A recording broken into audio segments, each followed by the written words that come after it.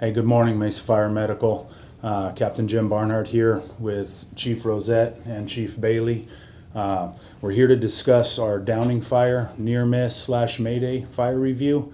I appreciate your guys' patience. A lot of times logistically it's hard to get through a lot of this to try to get to a finished product, but rest assured the three of us are going to do the best we can to try to go through this presentation and capture our lessons learned and hopefully make us a better organization for the next fire we get.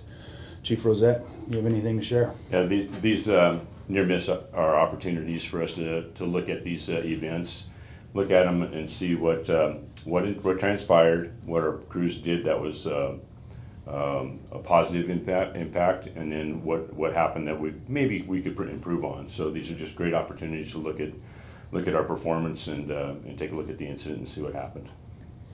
Chief Bailey. Yeah, events like this, there are high risk, low frequency events in large homes here. This is an unusual event for us, obviously.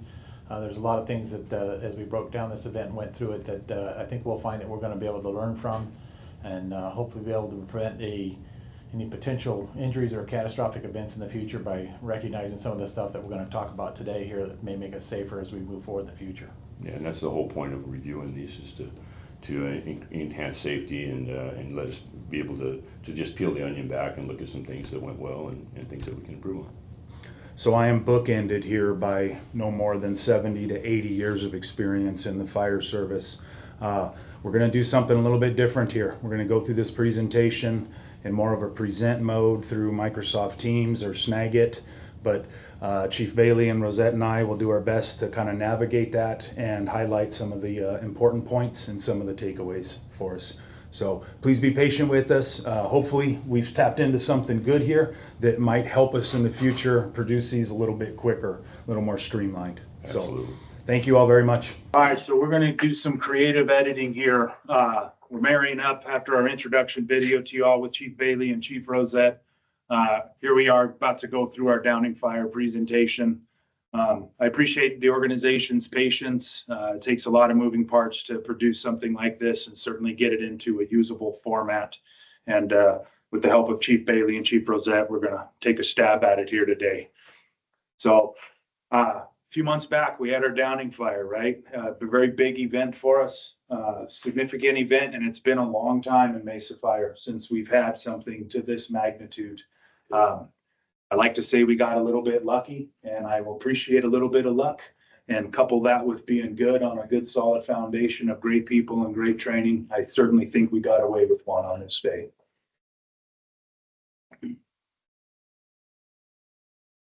So this is a picture, just starting off. This is right after the collapse during the recovery efforts. You see one of our firefighters there to the right side of the screen coming about to the front.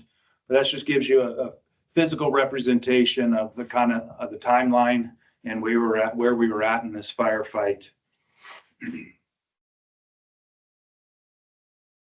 This is immediately following the collapse. As we've got our people out from the interior of the occupancy.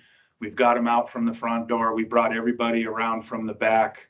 And now we've transitioned solidly with the PAR on the fire ground and moved into a defensive strategy. Chief Hickey did a really good job at this point of the event. And him and his safety officer, Captain Fagans, they wanted everybody out of the front yard. They wanted everybody to get to rehab. Let's not relive this in the front yard where we still have now an active defensive firefight.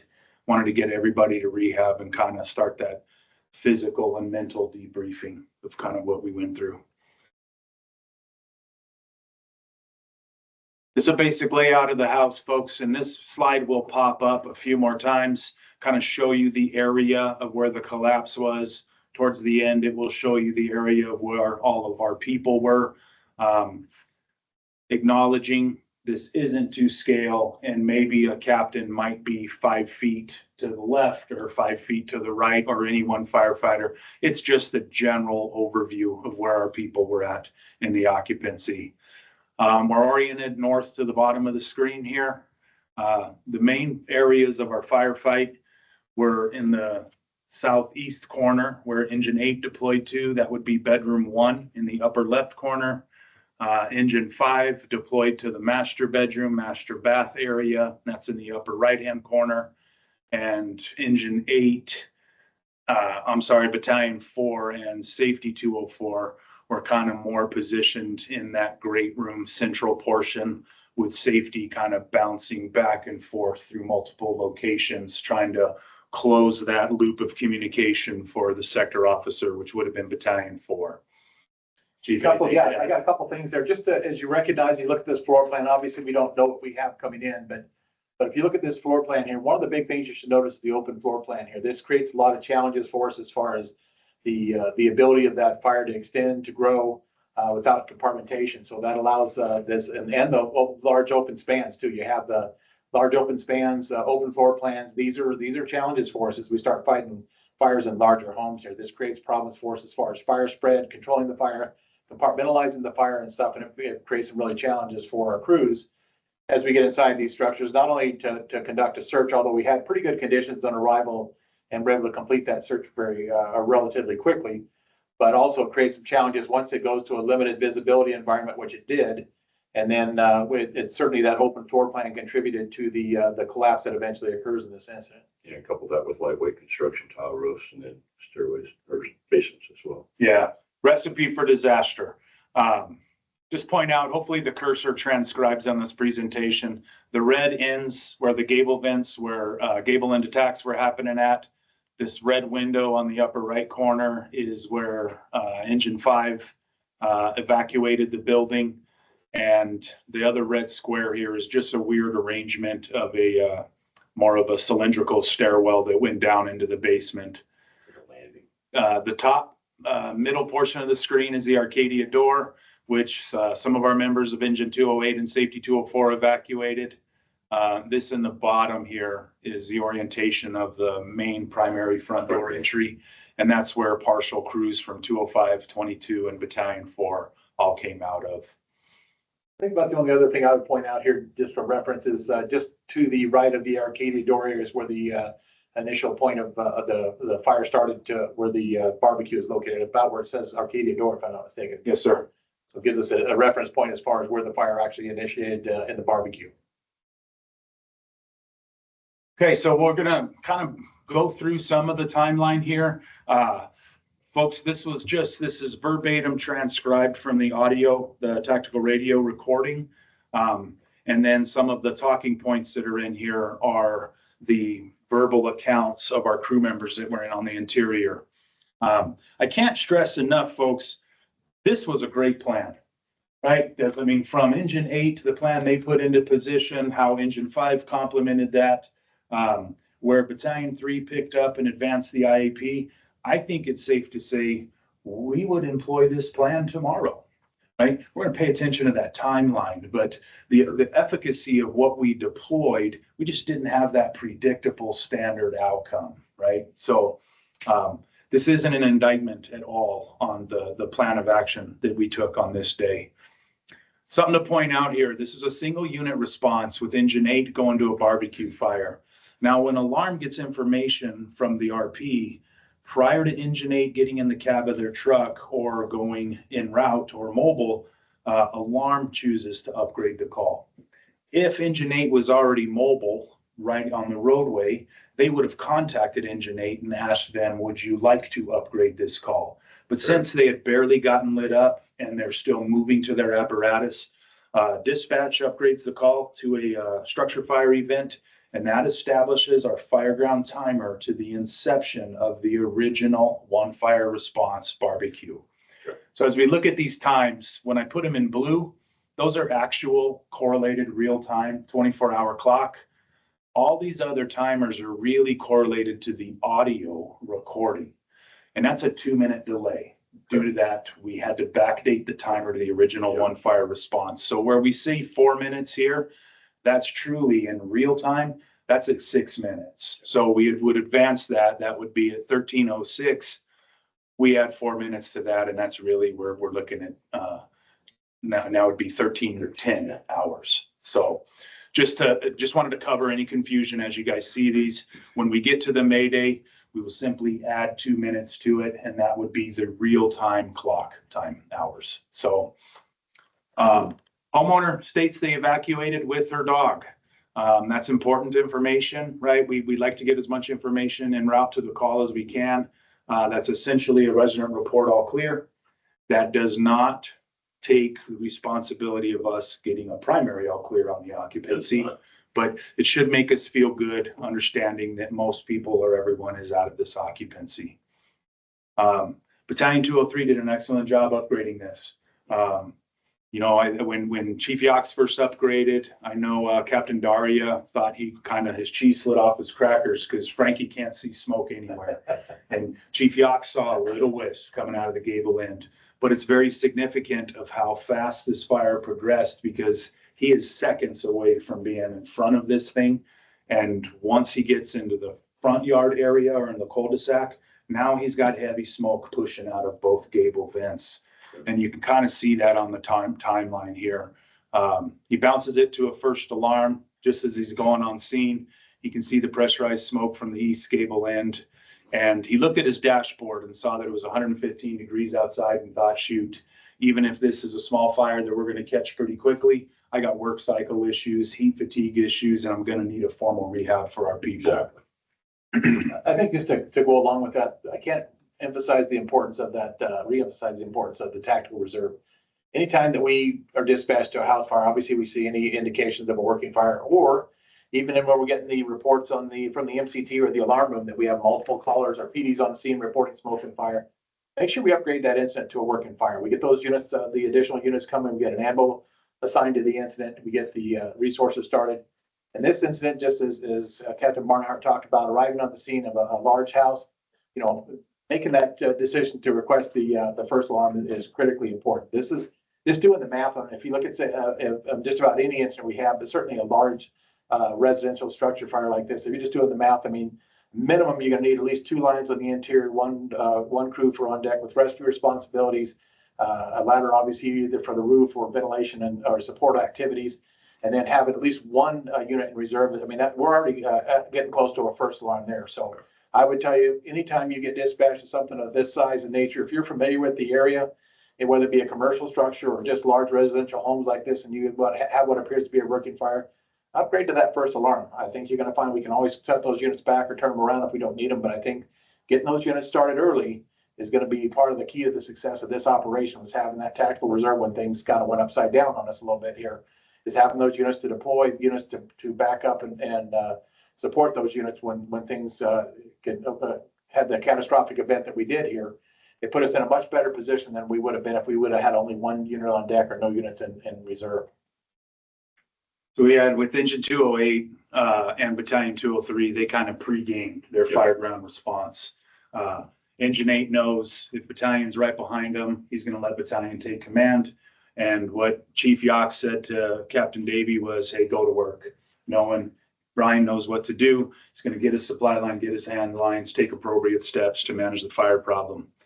But to the rapid fire growth we had on this, when Battalion 203 goes on scene, they got pitch tile roof with heavy pressurized smoke coming out of the eaves. Sure. So very significant change while only physically moving through space and time. He's only traveled about 100 yards in between upgrading to now recognizing heavy pressurized smoke.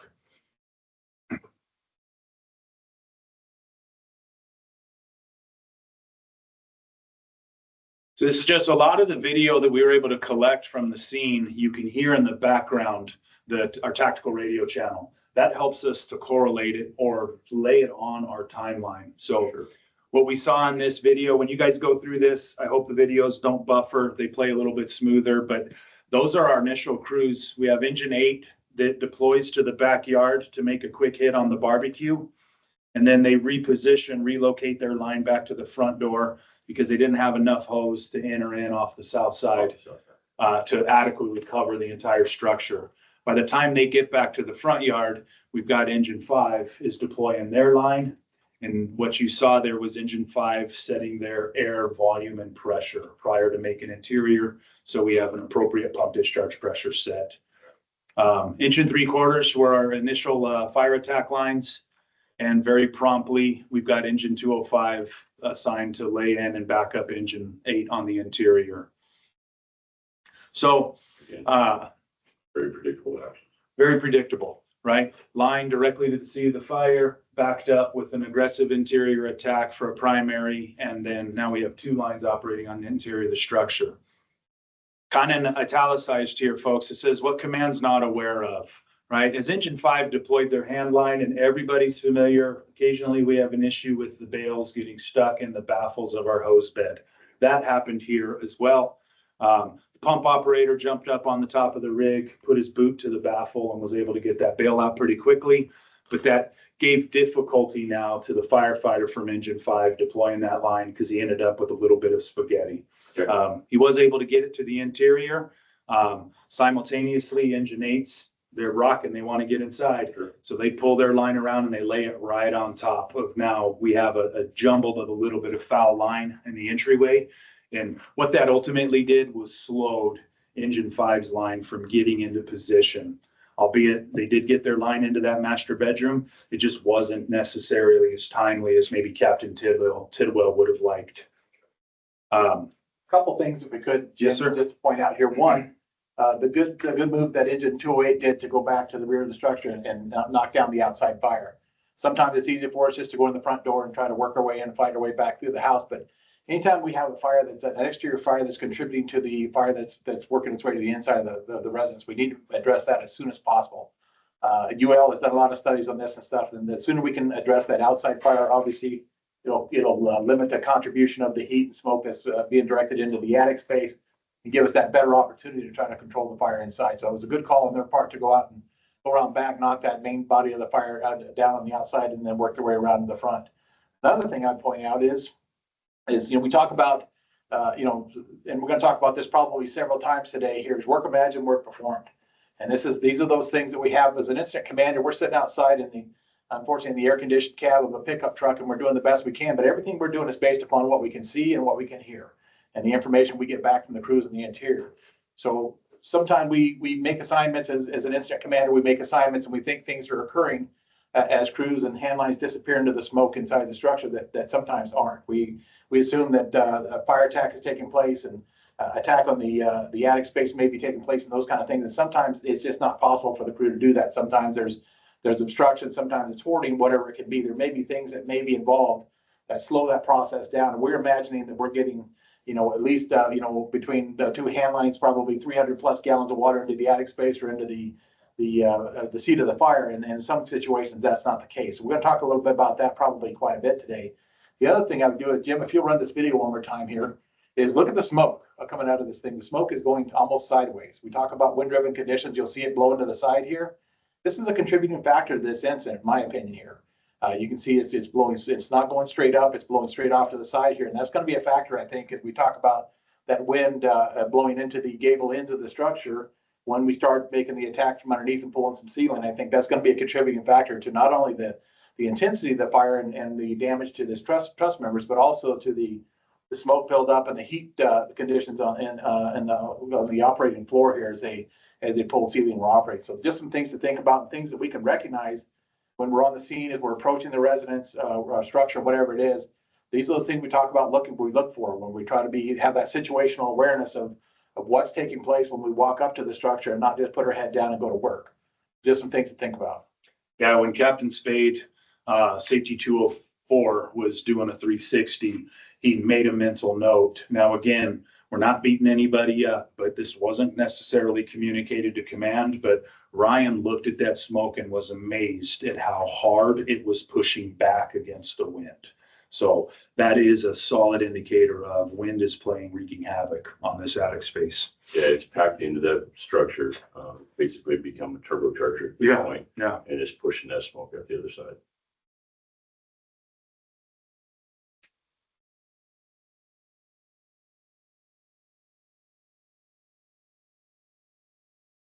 So just a little bit close-up view of what our gable end looked like. This is one of our pump operators. We would have loved to have seen around that corner there, but the video's cut off right there. It would have been nice to see with the backyard conditions. That is after both crews have deployed through the street side front door. Ladder 6, Engine 220 got assigned to a 360 real quick. Ladder 6, kind of a secondary when they're doing their ventilation size up, and they got their platform up out of the cradle and got it up into the air.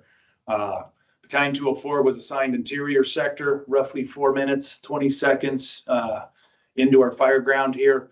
And then Engine 222 was assigned on deck with rescue. As 220 gives their 360 report, he says smoke is pumping out of both gable ends. Fire is out in the backyard, confirming it is in the attic. And then we get interior reports. Now, Battalion 4 was assigned interior, but they haven't physically taken over that sector of operation yet. So this is a report from interior, Engine 208. He's got light smoke in the house. It is in the attic. He declares there is a basement. Command confirms attic involvement and directs 208 to the south area of the interior. That's that southeast portion. Okay. That's where the barbecue fire was.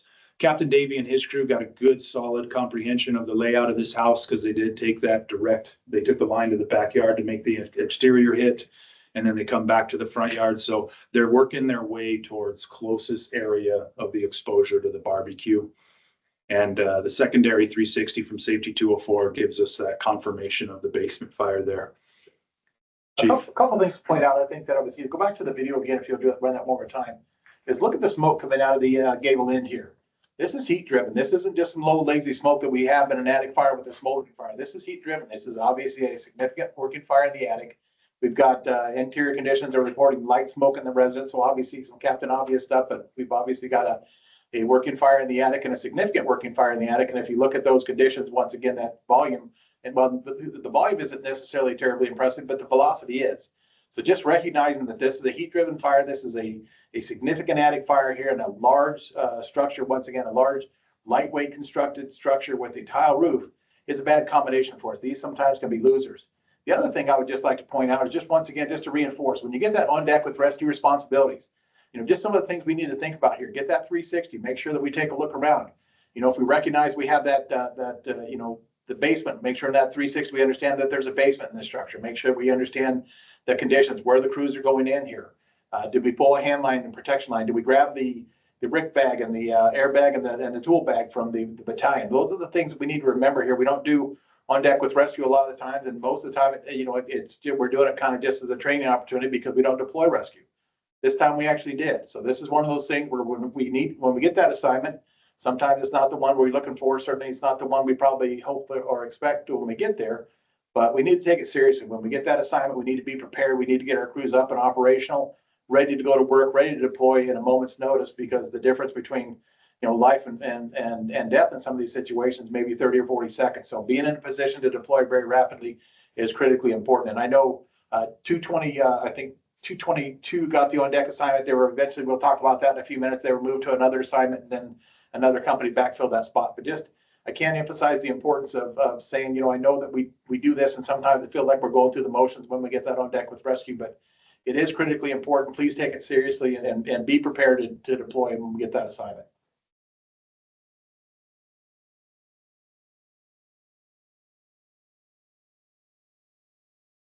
You see Captain Russo moving across the screen there. This is when Ladder 6 gets assigned to do a gable end attack, and command assigns Engine 220 to assist them. Luke is already at this moment thinking about expanding that gable end.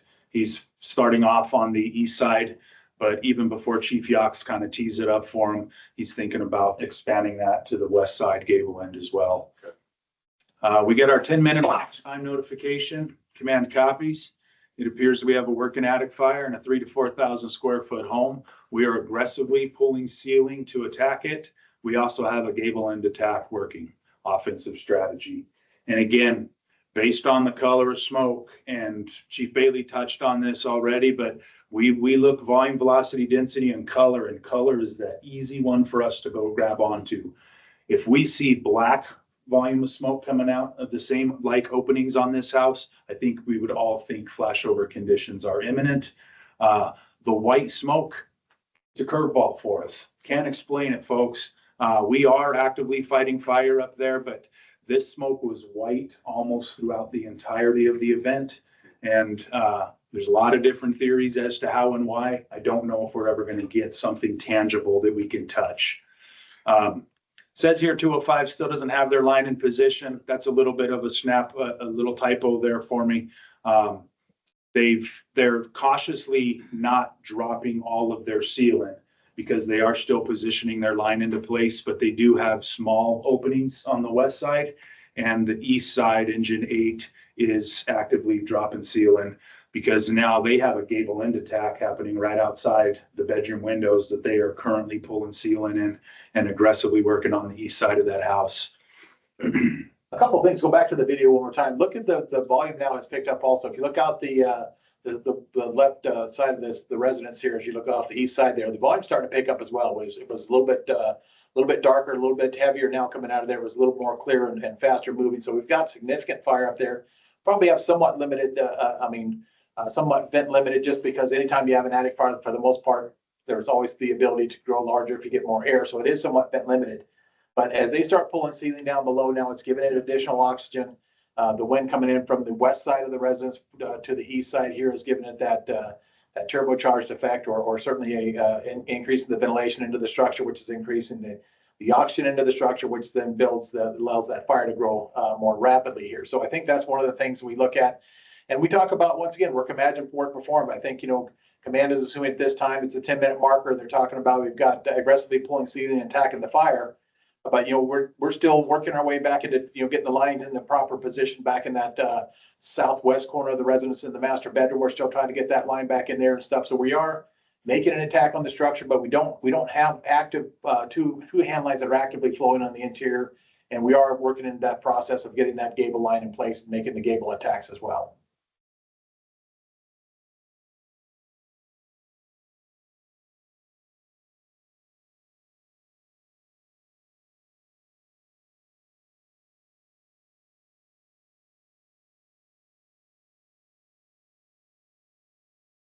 Not more structural involvement now with the smoke. I'm going to let this play. There's a lot to digest in this slide here. I'm going to go and run this so we can pay attention to the audio.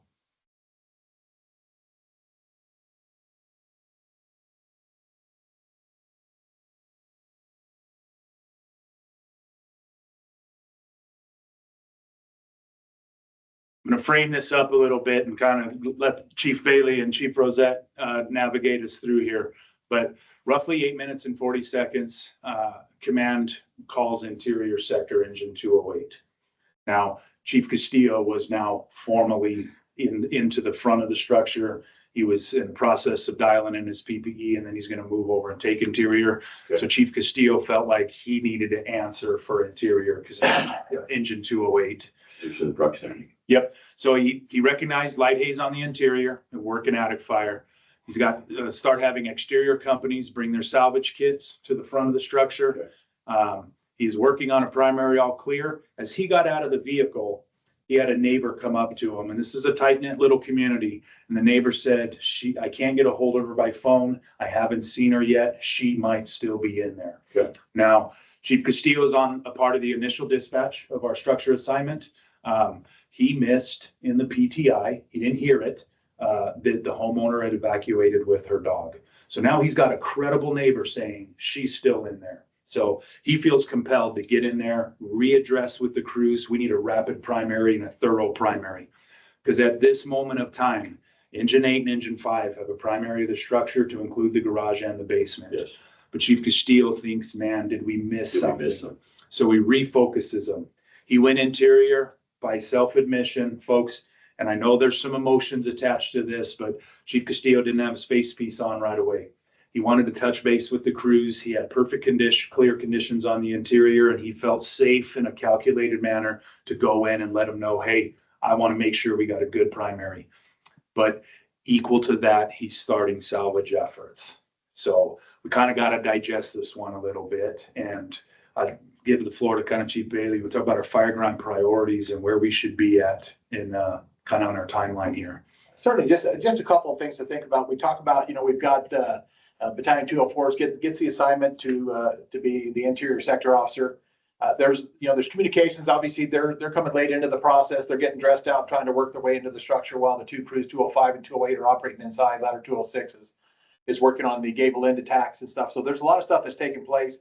He's trying to play catch up with the information that's happening, as well as the crews and the operations that are taking place with the incident action plan here. So as he comes through the process here, and moves in here, they get the report. And we talk about, you know, we've got that resident report at all clear, and engine 205 and 208 have completed the primary search. But when we have somebody comes up to us and tells us, hey, there may still be somebody inside there, we probably need to verify that. Obviously, life safety is our number one priority in anything we do. So, you know, once again, I would tell you that I wouldn't fault Interior for requesting that the additional search here, just to make sure we didn't miss anything in here. There's always that possibility. So that took place. But the challenge, I think, is that, you know, the interior sector officer didn't have the opportunity to meet face to face with both either into 205 or 208 to confirm that operation. So I think that created a little bit of a challenge for him as far as knowing that we did have a complete search based upon what they had actually completed versus what the request was from the neighbor. So that's always going to be a little bit of a challenge for us as far as trying to determine, you know, with life safety, our number one priority, you know, we would be, I think, somewhat remiss to ignore a report of a possible person inside the structure on that. I don't know, Mike, if you want to comment on that. It can make us feel a little better to have a credible witness that lets us know that the people have exited. However, we want to confirm that. You know, when we first started doing our discovery phase, when we're starting to conduct the interviews and getting the crew's account of the events, this is an emotional component because they were worried about their sector officer not having his face piece on. Okay. Now that's true, genuine concern from a crew member to their chief officer. What we can't change is what one perceives. Now, when we first started doing our interviews, nobody had heard the audio. I think Chief Bailey and I were two of the only ones at that moment in time that had heard it. And as we go through this and you guys listen to the audio, Chief Castillo's masked up in very short order after this transmission's made. And that was verified by his BSO because it's always a little bit dicey for all of us captains to have to go up to a chief and tell him, hey, let's get our face piece on. Absolutely. So, but what we can't do as an incident reviewer is I can't change someone's perception. That becomes chemically printed in their brain, and that is their reality. So what I want to reassure everybody is although Mikey didn't have his mask on for a couple seconds, he did get it on pretty quickly in order to maintain an interior position and manage this. What I really like to point out and hear from Chief Rosette here is we altered that IAP. We don't ever alter an IAP without talking to our sector officers. No. And that might be a little hiccup, a speed bump for Chief Yachts on this because Chief Castillo said, I'm going to start doing salvage, and Chief Yachts never went and talked to Captain Davey or Captain Tidwell. Because had they, I can tell you, Engine 8 and Engine 5 were very concerned over how are we starting salvage when I am in a fight for my life here. Because this attic is rocking now, especially from Engine 8's perspective.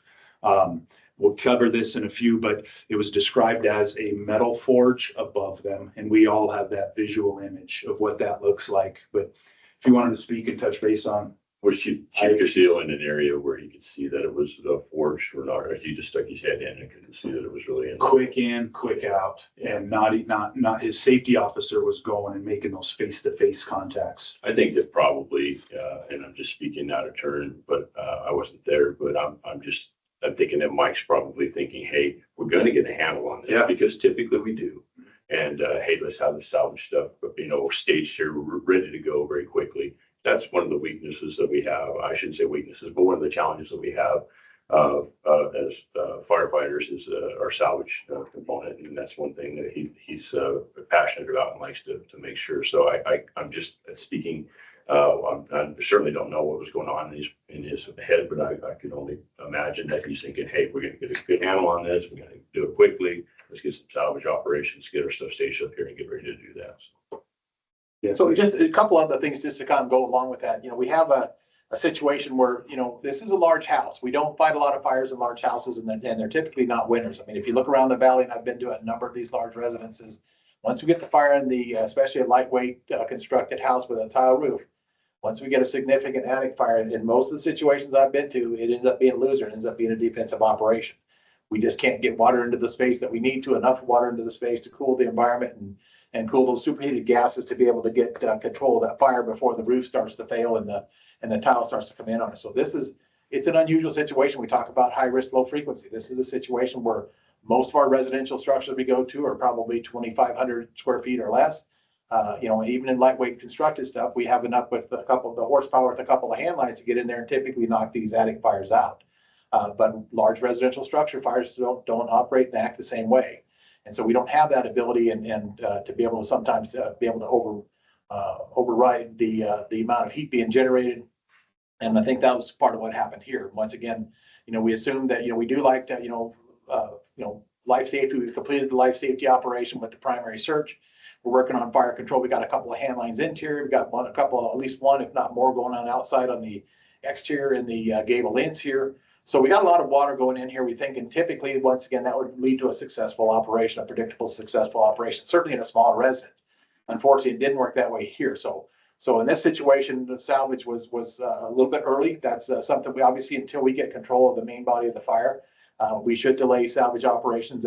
That's what we need to do until we get enough water in the attic to start decreasing the heat being generated so that we can get that control. And we weren't certainly there here, but so salvage was certainly a little bit early there. We should have probably continued our directing our operations toward the fire attack. A couple of things to think about as well here in this operation is the gable end attack. And this is one of those that we've been doing for years. And obviously, I mean, my whole career, the last 42 years, I've watched us do gable end attacks and stuff. And it's not unusual. But UL has found that for the most part, a lot of our gable end attacks are not real effective, just as a sidelight here. The challenge you have, especially if you're doing ground level, is we get that water up into through the gable end through a vent on one or the other side of the structure here. But the water typically makes it into the structure only a couple of feet, hits one of the trusses, and then drops straight down here. So we don't get that ability to cool those surfaces and superheated gases by getting that water throughout the attic space. So that becomes a challenge for us. So we get some cooling a little bit, but we're not getting as much of effect as we would from either a bottom-up approach or a bird board attack. UL has found that in most situations, the most effective attic attack is a bird board attack. And I believe, Jim, did we have bird boards actually on this house? It's pretty unusual. I mean, a lot of the houses built in the 70s and 80s had them. They've kind of disappeared now with a lot of the new construction. So we don't see that as often, but this actually had bird boards. And so a bird board attack would probably have been the preferred choice of attack. But we know there's a lot of variables, a lot of moving parts, and we do what we can, do the best we can to try to make that fire attack. But just a consideration, just understand that if we don't get that water in the right places, even if we've got water going up into that attic space, if we don't get up and get that water going across the attic and cooling those surfaces and those superheated gases, we're not going to be probably a very effective from a ground level on that. Just something for us to consider. Also, just remember, we talk about, in this situation, I know the interior sector officer was a little late getting the mask on the interior, but just understand, once again, we can't reinforce enough, and we have to do this from a safety perspective. Anytime we enter the IDLH, we've got to be breathing air. We've got to have all of our PPE on, whether it be gloves, masks, hoods, all that kind of stuff. We have to be ready to go, and we can't shouldn't cross that plane into those IDLHs until we have all that equipment on. In all intents and purposes, interior conditions are crystal clear as day, until they're not. And when Chief Castillo took over, and we'll see some photos advance of this timeline, post-fire, post-defensive conditions, there's still areas of this home that are not burned out. So he saw a lot of salvageable property and wanted to place a high priority on that. I know it doesn't necessarily, might not jive with every firefighter's timeline of when we should or shouldn't, but I've pointed out to a few of our crews that until I became a safety officer, as a sector officer or a captain on a ladder truck, I didn't really interact with the customers very much. And now as a BSO working with our chiefs, we interact a lot more with our customers, and you see the emotional effects of what our people's salvage efforts do and impacts them on a very emotional level, because we do risk a lot to save a lot of property. So I'm full supporter of salvage early, salvage often, do the best we can. But there was just some concern over, I feel like had command asked engine 8 or engine 5, what do you need next? They wanted another hose line into that central area of the house. When we moved to 222 to salvage and we backfilled them into on deck with engine 2220, as pump 2220 is driving his apparatus, forward towards the structure, they notice in this area what they perceive to be deflection or sagging of the roof. Because they both questioned out loud to each other, why are we salvaging? We don't have this fire Okay. yet. But in fairness, the concerns over sagging and deflection was also not communicated to command. Okay. Chief Bailey and I have seen every video from every angle. I am not disagreeing with our captains that were out on this fire ground. I can't see it. I can't see any measure of deflection in the roof.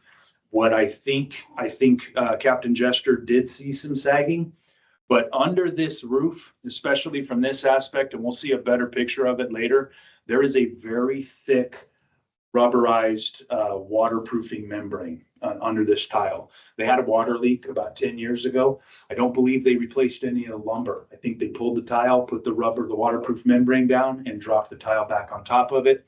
And the density of that membrane, I think, is supporting the tile. It's holding it in position and maybe masking some of the telltales of smoke wisping through the tiles, maybe showing some of that sagging.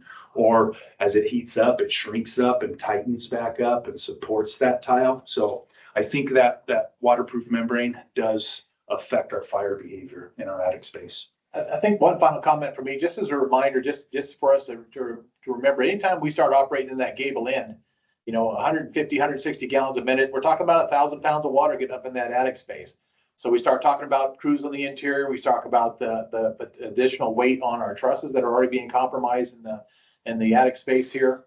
And then just that possibility certainly is that whether we have blown in insulation or rolled, whatever else it is, that we're absorbing that water. So the potential for whether it be actual roof collapse or ceiling collapse and just is going to be there for us. So just keep that in mind. Anytime that we start operating that water into the attic space, the potential for collapse, whether it be structural or whether it just be the ceiling material, is certainly going to be enhanced. So at 9 minutes and 45 seconds, ladder 6 reports smoke production is increasing from the gable vents. We are using a ladder to get better water in there. Utilities are secure. We're trying to change that angle, get better effective water into there. Again, having a challenge on this cable in the vent. Captain Russo said he felt like he didn't do a good enough job communicating pessimistically, right? He's feeling like we're not making a dent, Okay. but he didn't feel like he did a good enough job of communicating that to command, because as we look at the timeline, at the exact same time that ladder 6 gives this report, engine 8's now moving out of the bedrooms on the east side of the house. Okay. So, and that was that metal forge above them. They weren't making a dent. Captain Davies, arguably one of our most experienced engine captains out there. He feels like, I'm not making a dent. I have a gable end happening right outside this occupancy across this wall from me. We need to give up these bedrooms and move towards that great room. And again, giving up that real estate wasn't communicated to command, because I would think Chief Yachts, if he hears ladder 6 say smoke increasing, it's not getting any better, it's not getting any better, and Brian says, hey, we're giving up real estate onto the east side of this house, I imagine that starts pushing Chief Yachts into that management of his risk. Yep. And I bet we're moving towards a defensive strategy. Changing that. Command does acknowledge smoke production's increasing, and he's looking to increase the amount of water in that attic space. So he asked for that east or west side gable end. Chief Yachts, old New Yorker, says, give me a pop on the west side.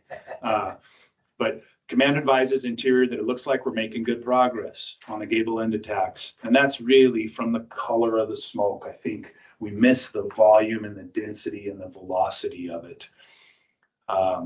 Interior declares we've got an all clear for the first floor and the basement. Heavy smoke in the bedrooms, getting some water into the attic space while salvaging. We can see things are starting to catch up to us here a little bit, right? Yep.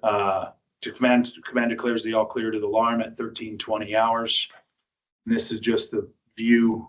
It's a static photo, but we're starting to hold our column shape here, right? So A couple Go ahead, things, Chief. just a couple things to point out there. One is, once again, our crew, we know our crew members are very aggressive firefighters.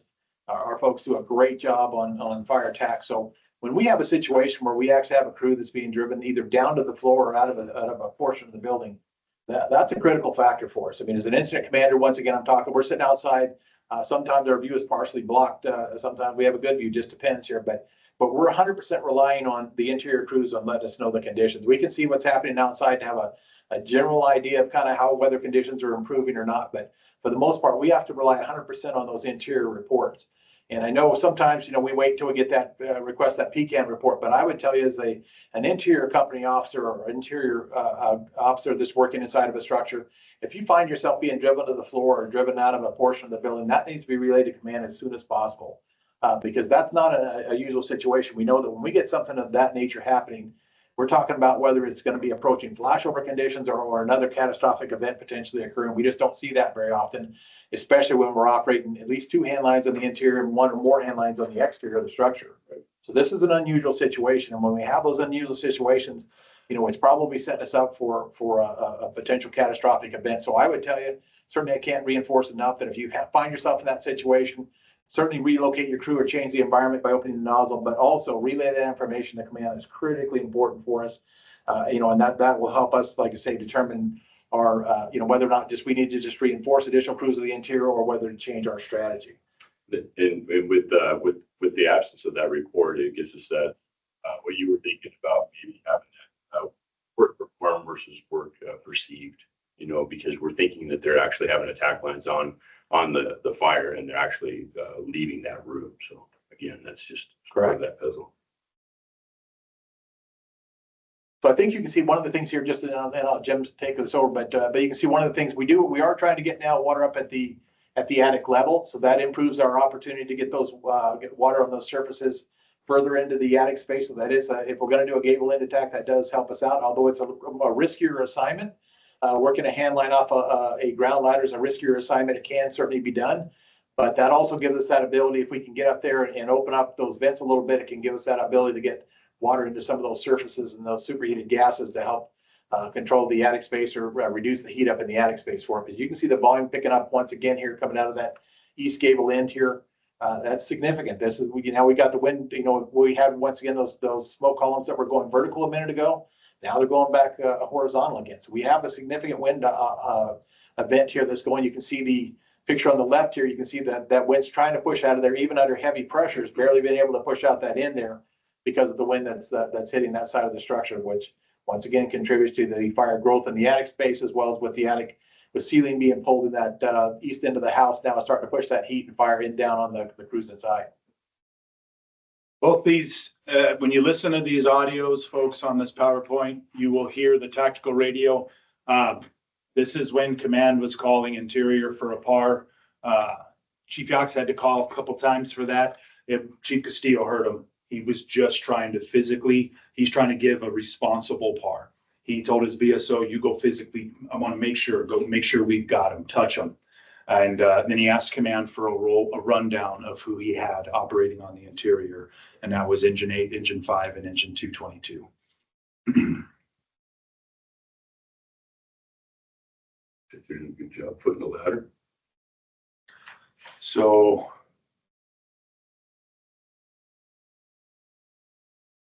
want to be able to play this. This is our Mayday traffic, and we're going to play this through, and then I'll stop it and we'll get back to the PowerPoint. But I think it's important for everybody to hear this.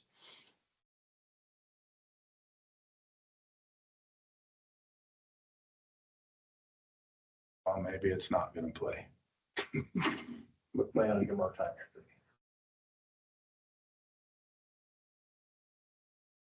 You have to edit that in. Yeah. All right. Bear with us, folks. We're in a little bit uncharted territory. We'll try to work through this on the background, on the back side of this thing. And so at 1318, ladder 6 advises command, we're making a gable end attack on the east side. They aren't making any headway. We're currently in place, going to hit it from both sides. I'll give you an update. And again, to Captain Russo's point, he felt like he should have painted this a little more bleak to command. Because by the time he gets back to the east side, he noticed fire is starting to vent above the roof line, and that is the peak of the east gable end. And what I believe is it's starting to peel apart.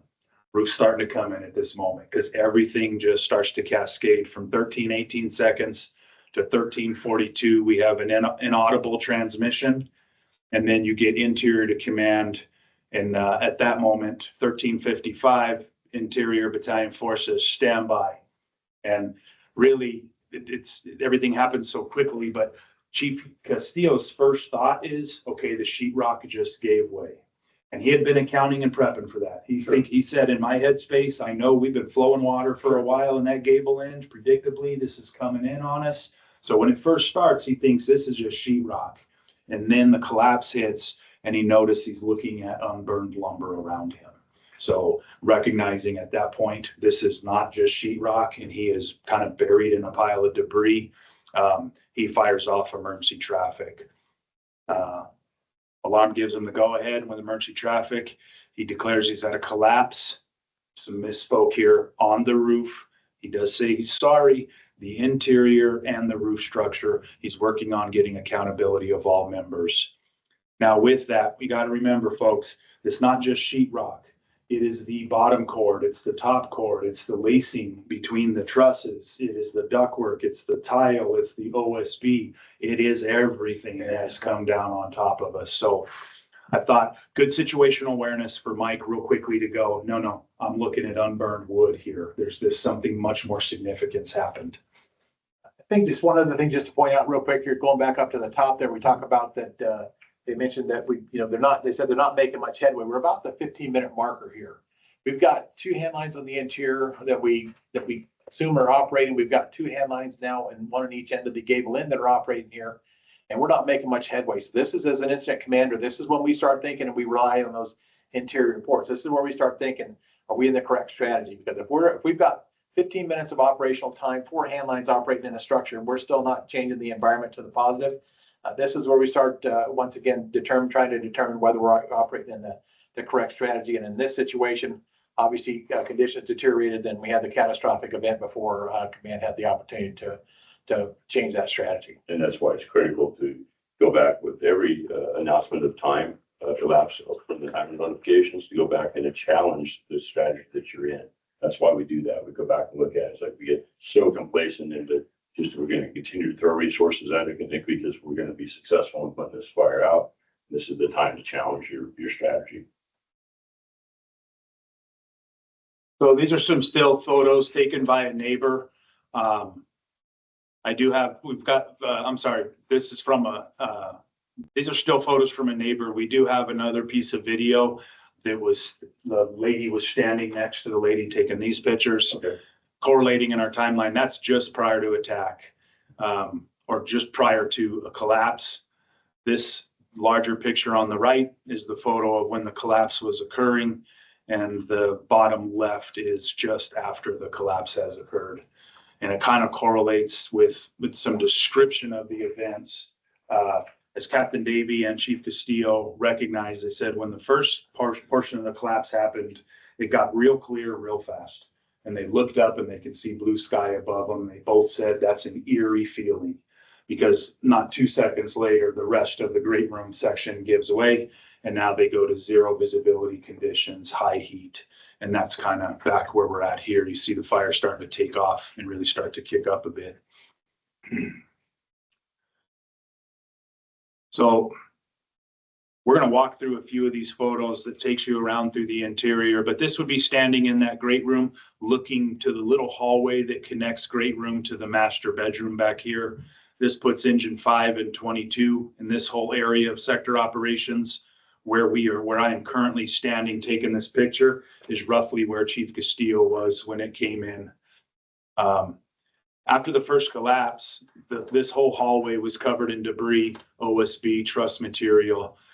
Described by the captain of 222, Captain Roque, or Captain Segura, said that it looked like a wall blocking our path of egress.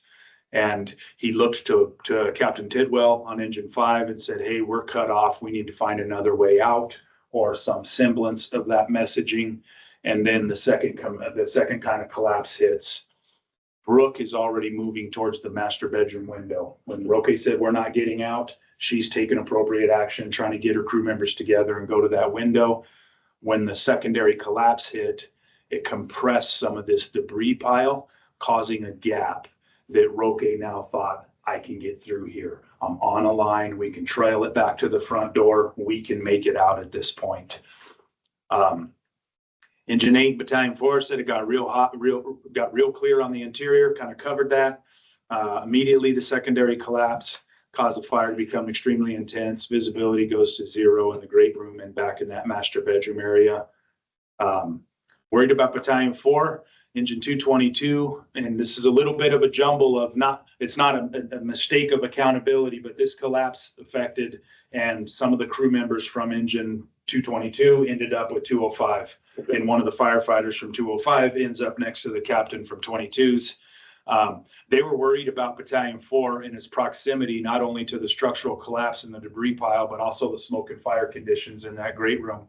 So they picked up their line that Engine 5 had back in that master bedroom, and they started flowing water just through the debris pile out towards Battalion 4 because they were worried about burn injuries. Okay.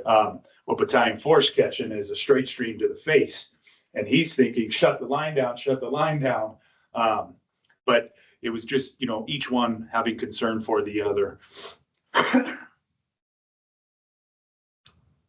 Command acknowledges the collapse, confirms Battalion 4 is getting accountability of interior companies. He tees up rescue sector and tells them to get prepared at the front door. And as on deck with rescue resource, when Engine 2220 got in place, they were running, getting hand tools, they were getting hoses, he assigned his firefighters to do 360s. They were still kind of gearing up for that rescue responsibility. Okay. So when the collapse hit, he's got a firefighter coming with the line. He's got somebody coming with the RIC bag, but he's not kind of locked and ready to go. Okay. All in motion. So here we get the next transmission at 1439. Interior calls back to command and advises to go defensive. Now, I'm going to let you two command officers discuss this a little bit because we just had a make declared. And now we've got a request to transition to defensive and evacuate the building. And I don't think those two really marry very well together. So please, if you'd like to elaborate. Well, and I'll start here. I think when we look at the situation like this, a catastrophic event that occurs, obviously our typical operation when we don't have anybody trapped is to go defensive. That would be our strategy to say, hey, we've had a catastrophic event occur. Let's get crews out of the structure here. Let's back out and get outside the collapse zone, outside the structure, get our PARs and confirm that we don't have anybody that's still trapped inside. The challenge we had here is we had a separation of crews. We still had crews that were trapped inside. So the operation of going defensive probably should have been delayed there from the standpoint of until we get accountability for our members. Now, a couple of things come into play here. Mayday is never declared.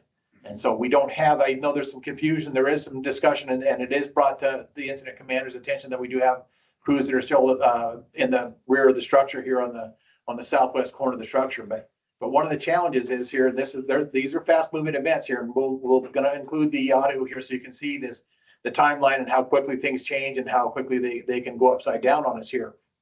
So it's difficult sometimes to be able to work through the process as we normally do from an organizational perspective here as far as when we should do what we should do with the things we do here. So from a command perspective, going defensive, probably should have held off on that until we got our crews out. We didn't declare the Mayday.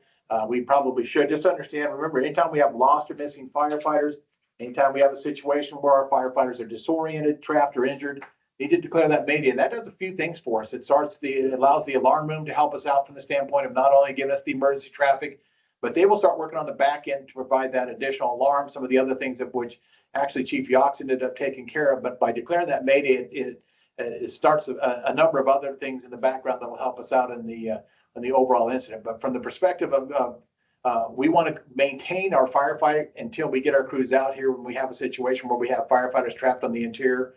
We'll actually support the fire attack on the interior as necessary until we can get our firefighters recovered and get those individuals out of the structure safely here. And then we will make that transition at that point to a defensive operation. Absolutely. Yeah, because and for all intents and purposes, without declaring Mayday, we're managing a Mayday. Right. We are deploying resources for a Mayday. And that call-in defensive strategy, all it did was eat up airtime.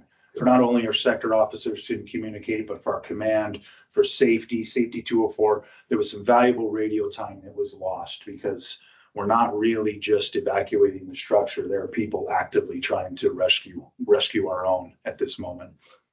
One other thing, going back here just a second ago, talking about the on deck with rescue deployment. And this is where we talked about reinforce the importance of being ready to go here.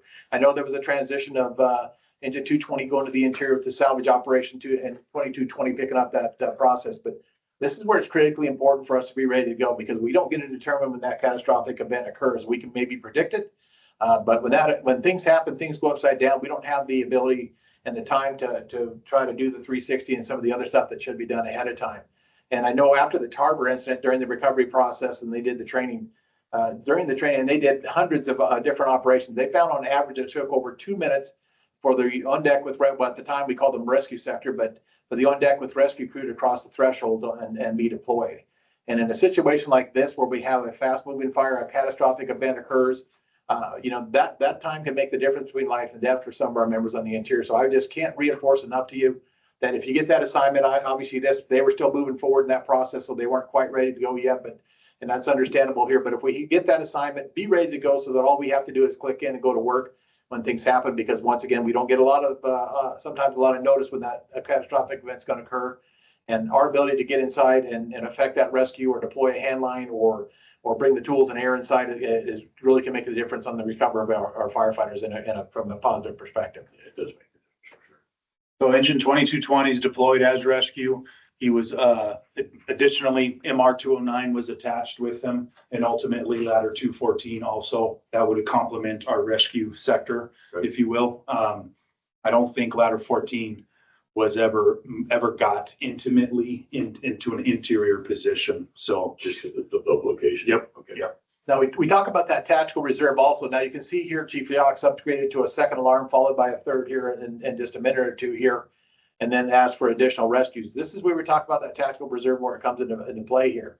If we were still at just a working fire assignment right now, we'd be in trouble. And even though we had some additional crews here to deploy with ladder 214, the MR unit and stuff like that, put us in a good position to be able to have crews to deploy here that either weren't in rehab or still responding. But just understand, because once we go to the second alarm here, these second alarm units are probably 12 to 15 minutes out now.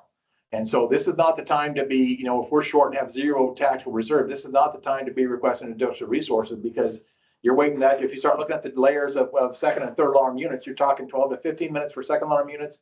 Because obviously the first alarm units were that 5 to 7 minutes. Now we're talking 12 to 15, and the third alarm units are going to be that 15 to 20 minute marker. So this is where it becomes critical that Chief Yox and as us as just any officer responding to an incident gets the proper resources started and puts us in a position to have that tactical reserve to be able to deploy this to make us successful in these operations.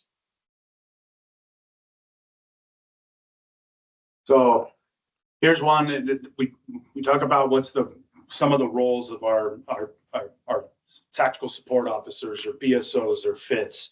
And one of the primary ones, I can hear Chief Yox talking me through this quite a few years back when we were getting ready to go back to VHF radios. And I remember Brian saying, he goes, Jim, it's going to be imperative that our BSOs are in the cab of the truck, and they aren't forward safeties. They need to be in the cab listening on VHF radios for that Mayday call, the things that are missed. And here, it's the first time in my career that I've ever run across it, but we did have interior calls command and ask for emergency traffic a third time. And that went completely unacknowledged by the entire fire ground. Did they get walked on or just? At 1541, they're calling for emergency traffic, and at 1546, he goes back to command and says, hey, I've got 2 firefighters trapped in the bedroom on the west side. Now, this is chaos going on, and I'll kind of narrate and talk about some of the things that happened in this moment. But as soon as Chief Castillo says he's got 2 firefighters trapped on the west side, command strikes a third alarm, pushes ladder 14 to the rescue efforts, requests 3 ambulances, code 3, and that's on top of what he got with his alarm upgrades. And then we've got rescue to command. We have face-to-face with engine 208, and they have PAR. Command copies, you have engine 205 and 222 in there also, and rescue copies, we do not have engine 222. We're still trying to find them. So when the collapse hits, engine 8 goes out that Arcadia door on the south side, followed by BSO 204, and that was face-to-face communicated to Chief Castillo Okay. to Battalion 4. What Castillo doesn't know is the totality of what's happening in that master bedroom with those people. Now, he does have the captain from 222 right there, because they were, remember, they're flowing water back towards them, but everybody's still trying to figure out what happened and who got out, who didn't get out, who is still trapped in there. Interior goes back to command and says, I believe it's 2 firefighters from engine 222. Command to Interior, can we make access into this building any other way? And Interior says negative. That's a misspeak.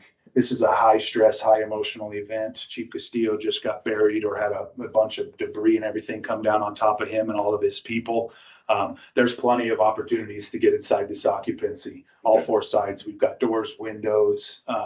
It was just, I think Yachts was looking for, he wanted to know where to focus his rescue efforts. And I think what Chief Castillo's intended to say was they're not coming through here. So that's, again, I'm inferring a lot with that there. But during all of this transmission, Safety is trying to get on the radio. He can't, because high priority traffic from Interior and high priority traffic from command, but Safety, and that's Safety 204 in the backyard, he's trying to clear command to let them know, I've got the 2 firefighters from engine 222, that they're out. At this moment, we're starting to get a better handle on, we've got everybody out of the occupancy. It's Chief Bailey. Yeah, just a couple of quick things here to think about. He talks about down here at that when Safety called to command with priority traffic. The difference between priority traffic and emergency traffic is critical for us here. I think that we find sometimes in these type of events, especially when a mayday occurs or a catastrophic event occurs like this, emotions run a little bit high, and sometimes we start calling emergency traffic. And emergency traffic, it should be used for those where we have a situation where if we don't address that traffic, I mean, we're talking about collapse, a potential collapse or imminent collapse or something of that nature. Priority traffic was a great term here to use. This is one of those where it's not, I'm not calling the, pump to, 205 to give me another 10 PSI on the line. This is something where you go and look, I've got some important information, but it's not, I'm not declaring emergency traffic to the point where we have now, 10 emergency traffics here for everything that's taking place here. So I thought it was a good job of using the terminology priority traffic, meaning, hey, I've got something important to say here and please pay attention to it, but it's not, I don't have a catastrophic event getting ready to occur, something of that nature. So I thought that was good as well here. The other thing, when we talk about a Mayday, declare a Mayday, which we didn't do here, one of the big things we want to do is make sure when we do that is typically the incident commander will come on and advise all crews to maintain radio discipline, limit radio traffic to absolute essential traffic. And that's where it becomes a challenge for us, because when you have a fast moving incident like a collapse, a Mayday situation, I've listened to hundreds of these over the years here, been involved in probably half a dozen now in my career, the 42 years I've been here. Radio traffic is at a premium. There is a lot of moving parts. There's a lot of energy, a lot of emotion takes place when we got people screaming on the radio from the standpoint of come get me or whatever else in these Mayday declarations. And so it's very critically important for our crews to maintain radio discipline and only make critical radio transmissions. Once again, we didn't declare the Mayday technically, but it would have been potentially beneficial here once again, so that people only key that mic when they've got important information to give command, either conditions deteriorating or we're resolving that Mayday. Is very important for us to do.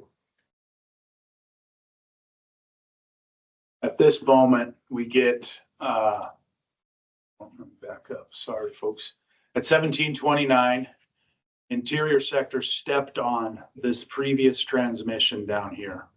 When Safety is trying to communicate that he's got accountability of these 2 firefighters, Interior kind of steps on part of that transmission. And when you listen to the audio, you'll pick up on that. Okay.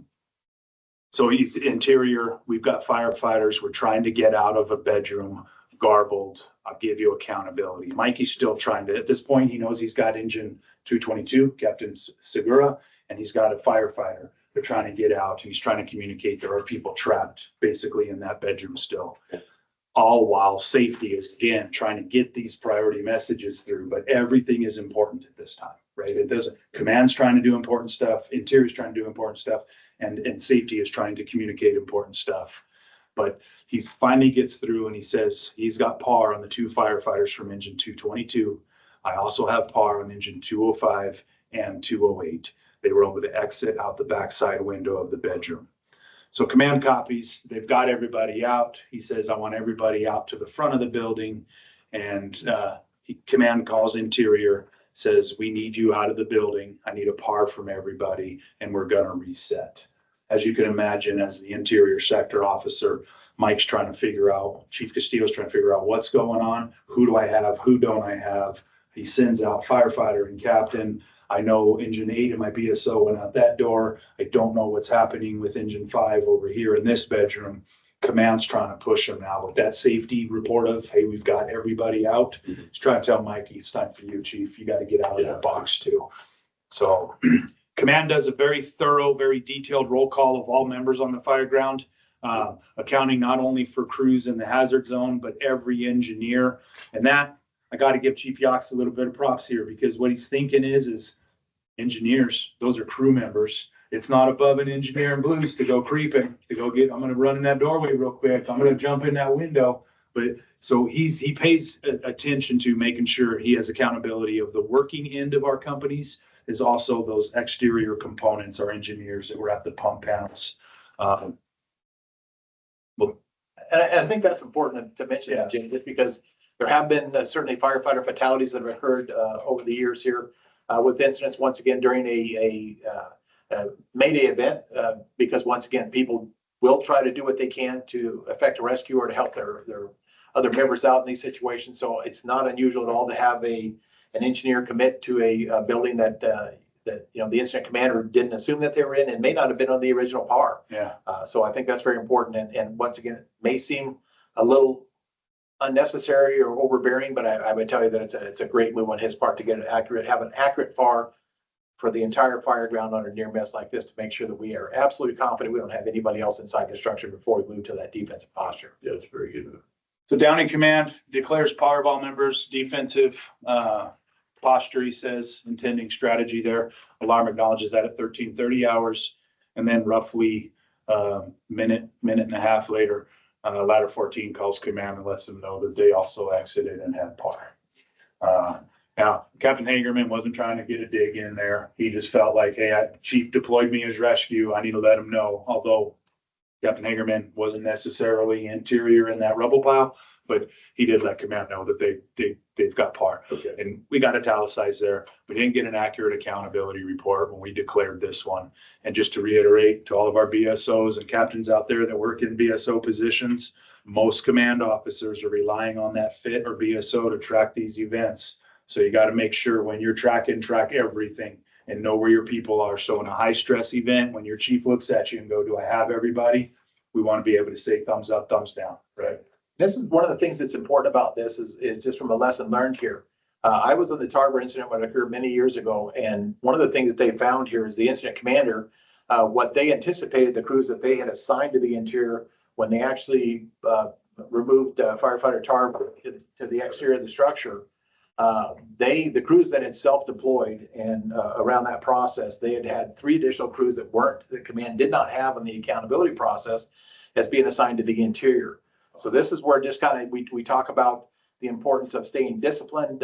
Sometimes it's very difficult. This incident was resolved very quickly, but in a number of Mayday incidents that have occurred that'll last a little bit longer, it's very difficult sometimes for our crews to maintain that disciplined position and stage in an appropriate location, or wait till they get the assignment from the incident commander when you have crews screaming or from the interior asking for help. So, but it is important for us in this situation. Once again, while ladder 14 did bring that up to command, that's not a bad idea. I mean, it's not an inappropriate thing to do here, because at some point in time, as they start cleaning up their tactical worksheets in the command band or wherever they end up in this process, they still may not have checked off that ladder 214 had that par. So it's not inappropriate for them to come back on, because they did get an assignment in the ideal age. Yep. They may not have crossed the threshold in that process, but they were assigned there. So not inappropriate for them to come on and make sure that they had that complete par of the fire ground. So again, we started this presentation with a kind of little video of the post-recovery. This is just kind of remind everybody, put us back in the headspace. These are our brothers and sisters that just came out of there. And I caught a few of our folks right there in the front yard, and you feel compelled to put your arm around them You got to kind of get the cellulose off of them, kind of get the debris off their helmets. But this was a high emotion event, and I saw a lot of really big deer in the headlight eyeballs on this one here. So again, remind everybody, this is not 100% accurate. This is a Word document, folks, that I pulled and drug lines on. So, but give a rundown of, again, here's our front door. Engine 8 deploys back here and is operating in this one.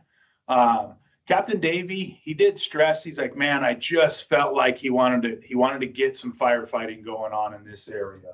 He felt like this was going to be a big component of his success, and he never quite got there. Because when they came out, this is kind of a hallway into the bedrooms. This is an archway that, got to give the Safety 204 a little credit there. Hair started standing up on the back of his neck, and he thought, man, I'm going to get in this archway. And then ultimately collapse happens. This is Battalion 4, right over in this, again, general area, becomes the captain of Engine 222 and the firefighter from Engine 205. And then I believe Captain Tidwell was probably more in this master bath area, but this gives the remainder of Engine 5 and Engine 22 probationary firefighter and the makeup of Engine 5's crew. This is Engine 8 over in this area of operation. And again, these aren't the only trusses that failed, folks. This is just a semblance of the yellow lines indicate the trusses. This is the general area where the failure occurred in that great room. And hanging in that great room was the furnace and 2 air handlers. So a very concentrated dead load in the largest span of the largest trusses. And we'll get into the truss manufacturing here in a few minutes. We'll discuss a little bit more about that. Here's our barbecue area of origin. Per investigators, folks, and this is private insurance and Mesa Fire, you know, the burn patterns aren't necessarily jiving here. Because again, here's our barbecue in the lower right of the left picture. There was a hose timer on a hose bib and a hose reel right here with an extension cord on it. But we don't see that typical V burn pattern coming up the wall here. And when a firefighter from Engine 8 gets around to the backyard and puts a direct hit on the barbecue and patio fire, these bird blocks that are buried up here, he said that every one of them were glowing orange, each bird block. And there was what he perceived to be a liquid line of fire running down this window frame edge. I don't know if it was fire burning up or if it was the vinyl burning off and dripping and running down, but very experienced 20-year firefighter on the end of a nozzle, right? Their visual acuity, he's picking things up on this fire ground. So I did love VSO 202, Captain Fagans. He said, boy, that steak looked like it was edible. After we got everybody out of there and everything was good, he said the steak looked edible. Kind of navigating us around down the west side from the front yard, down the back, you can see your basement wells. This is coming in just shot from the front door, looking into the formal living room area. There's our electrical panel moving down that west wall again. This is our backyard, back patio. This is the bedroom that Captain Tidwell and her crew failed that window. And I'll speak to the headspace that everybody was in there. And this is that Arcadia door area that Engine 8 and Safety 204 came out of. Now, when this pile came in, I'll tell you all, Captain Davies, we all know he's one of the toughest guys in the organization, but he took an air handler to the head and never told a soul. His firefighter, they believe, got knocked unconscious, at least dazed, dropped to the floor for a few seconds, as well as his other firefighter, Matt Laughlin, was kind of, firefighter Hedler was kind of thrown into Laughlin, and they all kind of regrouped, climbed out of that debris pile. We're going to get into the lessons learned, but I'll tell you, with the headspace of Captain Davey, Captain Tidwell, Captain Spade, we're all of the same mindset. We're not going to start failing windows and bring a hostile fire event. Now, when Davey came out of here, as well as Spade, they know Engine 5 and 22 is operating in this bedroom. So they know where to go get them. Now, they don't know what their status is, if they got debris or anybody suffered injury, Right. but they know where to go get them. They also know what volume of fire is now playing in here, and they didn't want to create that flow path by breaking that window. And that was Brooke's thoughts on the inside. She said, I need to get all my people to this window, then I will control it. I will fail it, and I will get everybody out of Very here. good thought, Russ. So she didn't necessarily think about, Back one more real quick. Yes, Just sir. one thing just to reinforce as well here in that master bedroom here. Situation where we find ourselves cut off from the, our normal exit. If we can, create that protected space here, close that door if possible. Sometimes we have that hand line that's went through it, but door control will also help reduce that possibility of that flow path. So if we have the ability to close that door and bring our crew into a safe refuge while we're trying to work our way out of that situation, it can provide just a little bit of additional time potentially for us to be able to exit safely before that flow path may occur or that flash over may occur and provide a catastrophic situation for us. yeah, and Captain Tidwell, she said, I didn't want to bring that fire over us into the bedroom. So she was trying to wait to fail the window. She did say, I didn't think to go back to these French doors and shut them down. So this armoire, and again, folks, we're learning here. In the salvage efforts, this armoire was placed over this master bedroom doorway, essentially blocking engine 5 in that. The heck are you doing? And he's like, we're trying to move this armoire. She says, yeah, but you're blocking my egress point. So kind of be situational aware of the environments you're in. This is from the front door, right inside the formal living rooms off would be to the right of this picture. There's our basement stairwell going down, looking into that great room. This would be the position that engine 8 and safety 204 were in. And this is in that great room, looking at the hallway where engine 5 and 222 are at. And this would be that gap when the debris pile was still there. This would be that gap that Captain Segura located and thought, you know what, I can get through here, we can get out, we can hit that front door. But once he starts making that move, Brooke's already moving to the bedroom, Roque's moving out that rubble pile, trying to get to where Battalion 4 was at. So let's talk trusses here. It's not a building construction class, but very semblance of most trusses. Depending on the length or the span, that bottom cord may be spliced. These trusses, the bottom cord of every truss in that house is spliced right here, right below the highest point. And just to refresh everybody, in any truss manufacturer or any truss construction, the top cord is under compression. It's got gravity pulling down on it. The bottom cord is always under tension. It is physically has forces pulling laterally, trying to rip it apart. This fire was burning so hot on the upper cords, and we'll see a few of them, we completely burned through the top cord while the bottom cord is still intact. So inevitably, at some point, all these splices are going to fail. Now couple the heat furnace and the 2 air handlers that are all hanging in a very concentrated dead load area. We exploited this splice, and whether they broke, pulled out of their gussets, or physically burned away, we had all 3 happen to our trusses. I think Go one ahead, of the sir. contributing factors there, I think as well, as we talk about that membrane and stuff in that area. I Yeah, think that was one of just the contributing factors of concentrating that heat. Yep. And there between the tile, the membrane and everything else, it just allowed that fire to continue to eat away at those trusses. Remember, time is timber, as we talked about when we get that fire involvement here. So I think that was another contributing factor to a situation where it was probably going to occur anywhere, but I think it may have enhanced that timeline to the point of that earlier collapse than we might have seen otherwise. Just one more little piece of that puzzle. Yeah. And for the younger members of our organization, they're still learning building construction. Remember, every time we fail one truss, that load that it was designed to carry now is being split to the trusses that are parallel to it on either side. To fail another one, you put the load to the next truss. So it's compounding every time. That's why we saw total system failure. So kind of looking into the great room area, this would be linearly across all 3 of these pictures. Trusses are running north-south. The splice would be running right through where the cursor's running, and they all just kind of broke free and gave way here. There's the air handler that hit Captain Davies in the head. We had another one right over here, and then there's the furnace right over here. Looking at kind of some of our trusses, when we collapse in this fashion, folks, that's a lean-to. right? In the technical rescue world and in the structural firefighting, that creates this void space. So if you find yourself on the lean-to side, you might be able to laterally traverse through there and find an egress point.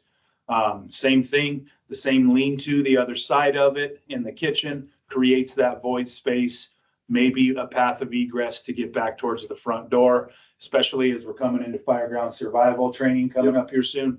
Those are points to consider.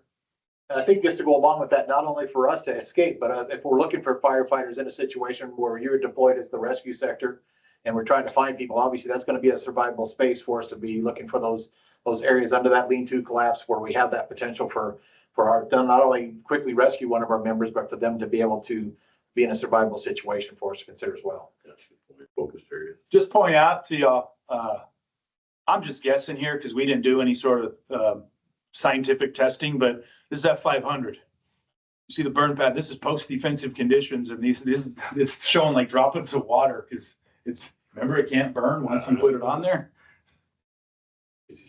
This is just looking at the trusses. This is looking to the direction of west. This is that splice that was in there. This is looking back east. That is the ridge when ladder 6 said conditions are getting worse and he noticed fire starting to vent out of the east gable end. It was right here at the peak of this. That's the east gable end ridge looking at it from the interior. I think it was splitting apart like two pieces of bread pulling away from each other. And I believe, and I think Luke and I both believe this together, that's really the roof system coming in. It's pulling that gable into the inside. Here's our trusses, right? The inevitable weak link here. This is one of the broken ones on the top right. Here's one that just pulled away from itself. This is just showing one of the gussets that's still intact, but the heavy, heavy charring of the upper or the compression cord of the truss system. These areas where it's unburned completely, that's due to heavy insulation, right? Insulation doing what it's supposed to do. This is just another area where F500 was flowed. That's showing you that splice there again. A lot of times, especially on really big trusses like this, I think you would expect maybe scabbed on lumber onto there, a little not a steel gusset, but that old wooden gusset. Or marry up another 2x4, 2x6 to it. But I think relying on that gusset from the engineer from the fab shop was probably a bad idea.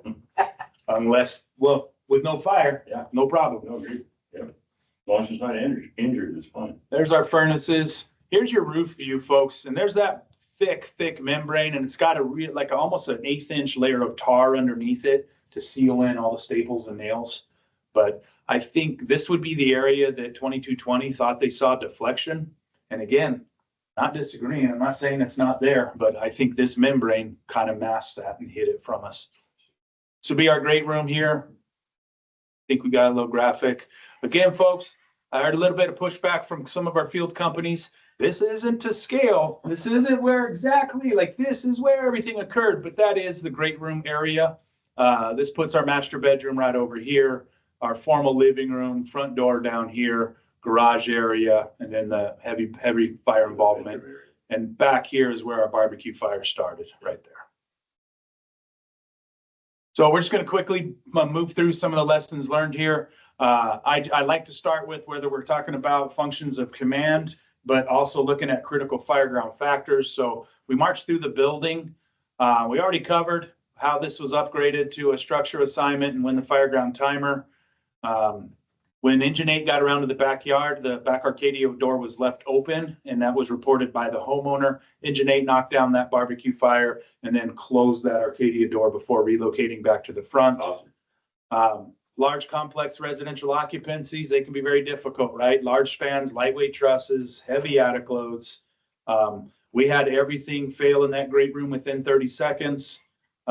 We talked about the splice in the middle of that bottom cord.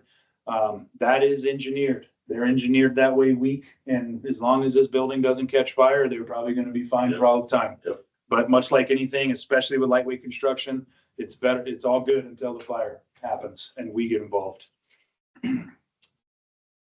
Building.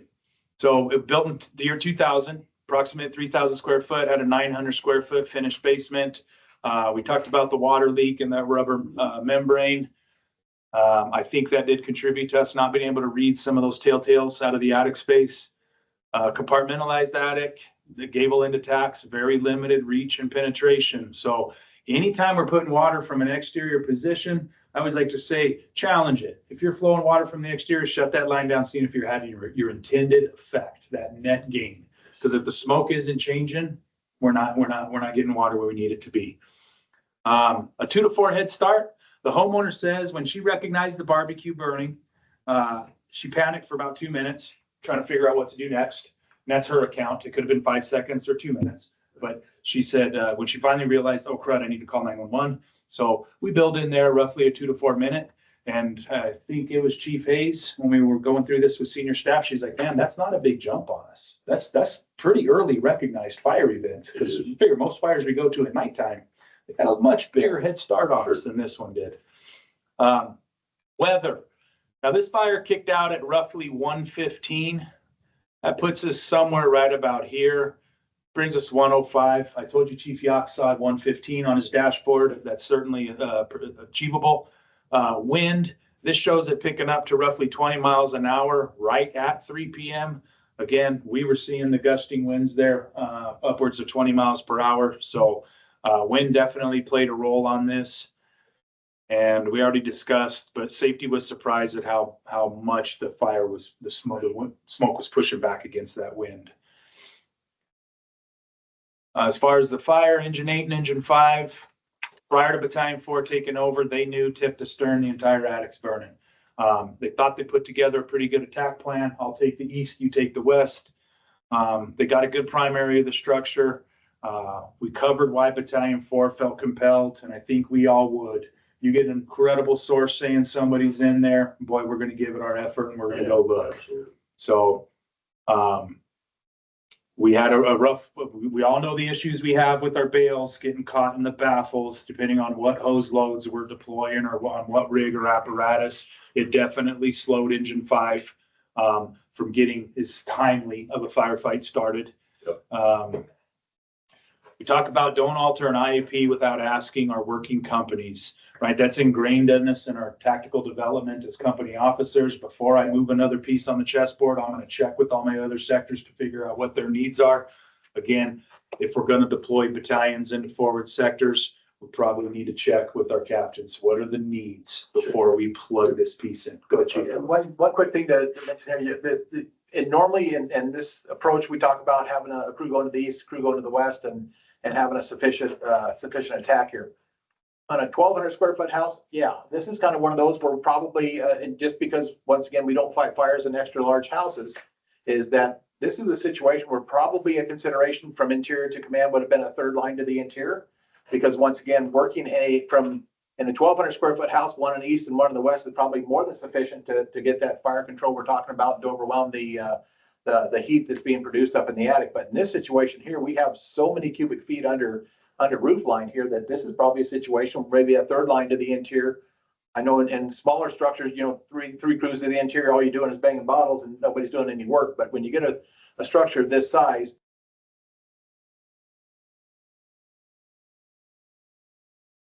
get in there to try to overwhelm that fire that's in the attic space. So while it was, I think the tactics were appropriate, the fire attack, the objectives were good. I think our process was good, but just once again, sometimes we have to look at scale and understand that in some of these situations that what we normally would be very successful in a smaller residence may need some additional hand lines in different locations to get the actual water into that space we need. Yep.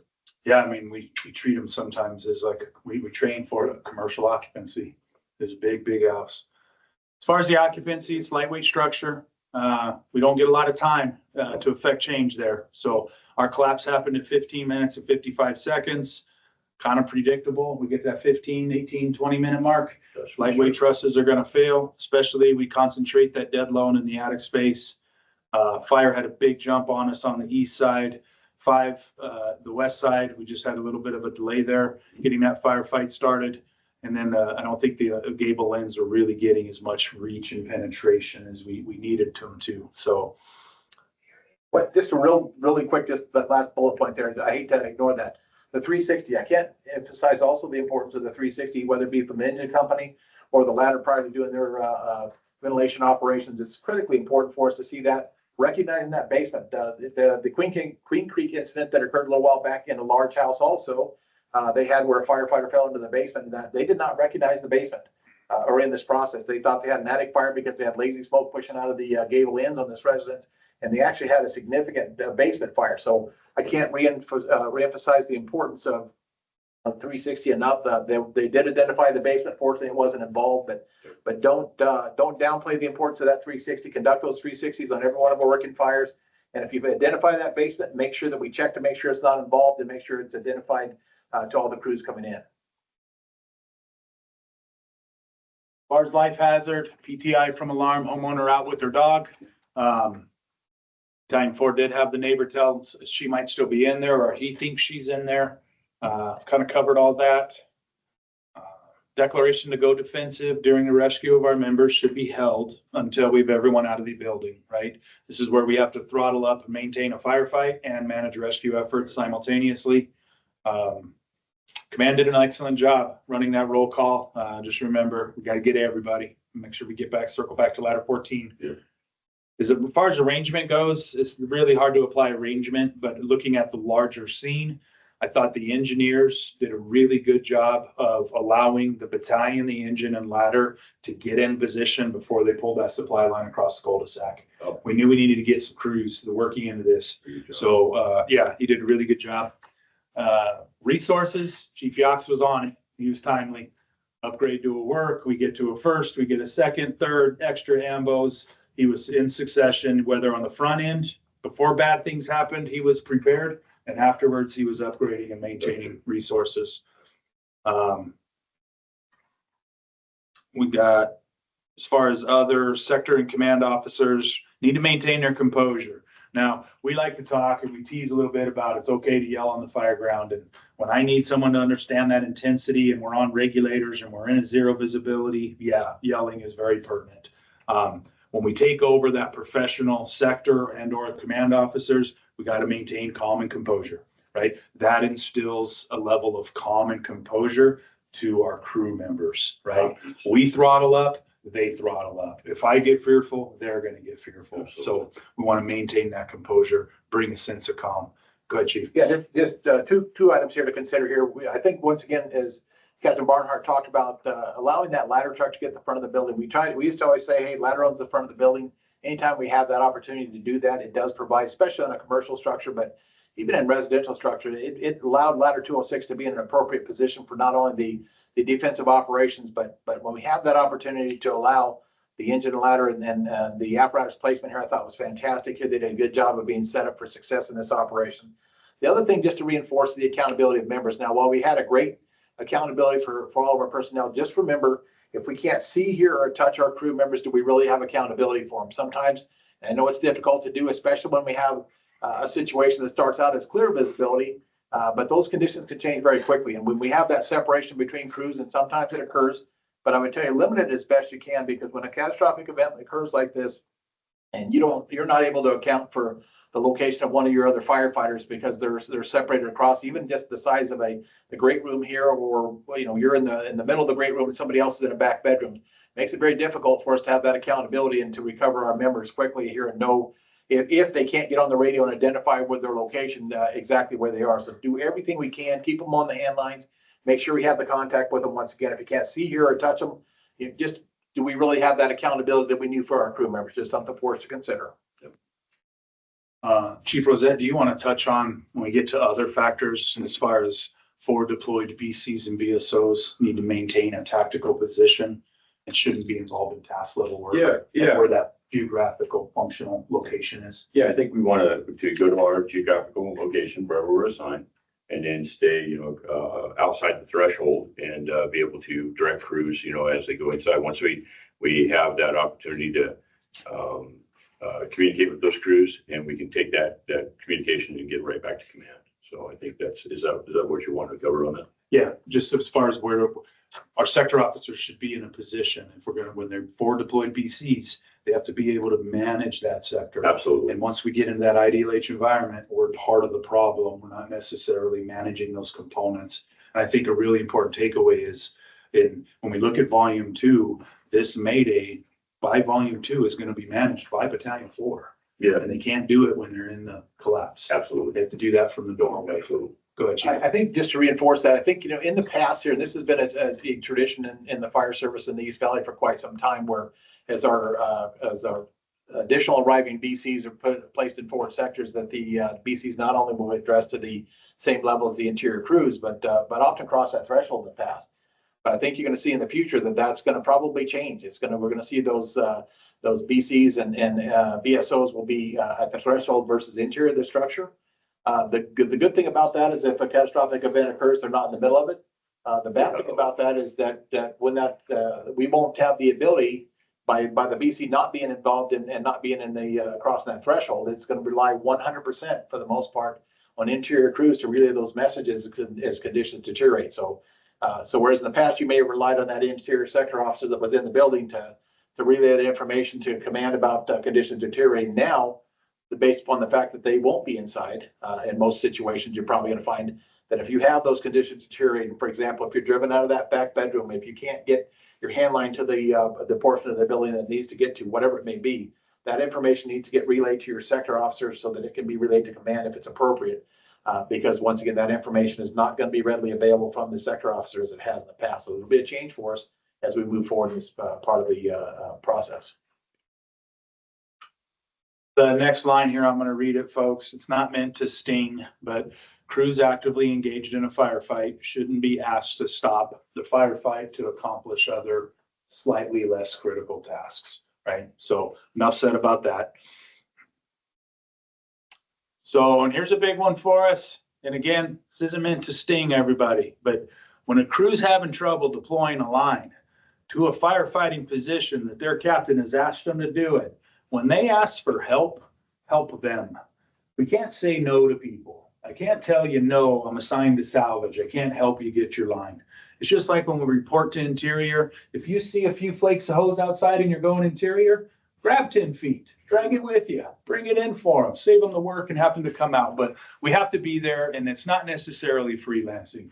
If it's super mission critical, tell your captain, hey, Cap, I need to go help these guys and gals get this hose line unfouled and get it deployed. Sure. I can't just step over them and go, nope, good luck, right? Those may be the old days, but not anymore.